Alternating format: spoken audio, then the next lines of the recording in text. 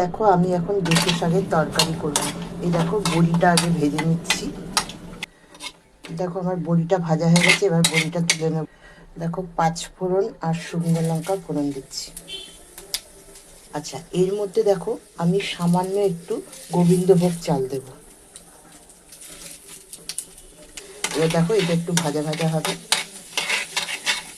আচ্ছা, এই দেখো এটা ভাজা ভাজা হয়ে গেছে। এইবার আমি ওইটার মধ্যে দেব দেখো কুমড়ো, বেগুন, গাজর, আলু, তারপরে আলু খুঁজে পাচ্ছি না কেন, এই আলু আলু পেঁয়াজ, কড়াইশুঁটি, এইগুলো এবার এর মধ্যে দিয়ে দেবো।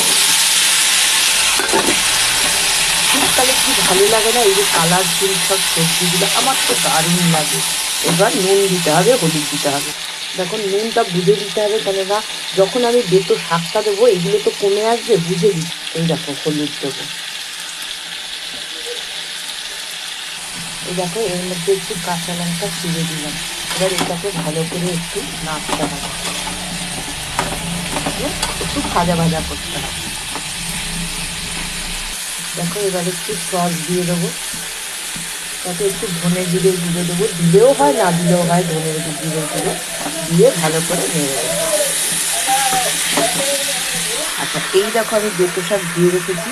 বেতো শাক প্রচণ্ড বালি বালি হয়, বেতো শাক খুব ভালো করে না ধুলে কিন্তু সেই তোমার বালি বালি একটা থাকে। এইবার এর মধ্যে আমি বেতো শাকটা দিয়ে দেবো। এই দেখো,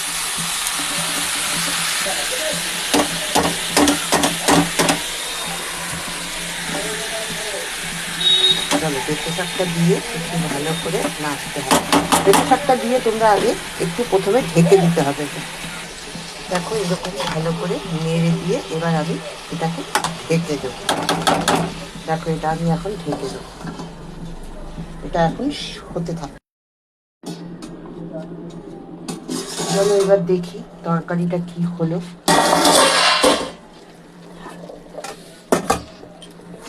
এবার দেখো এই যে আমি বড়ি ভেজে রেখেছিলাম এর মধ্যে দিয়ে দিলাম। আচ্ছা, এর মধ্যে দেখো চিনি দিয়ে দিলাম পরিমাণ মতন, একটুখানি চিনি দিয়ে দিলাম।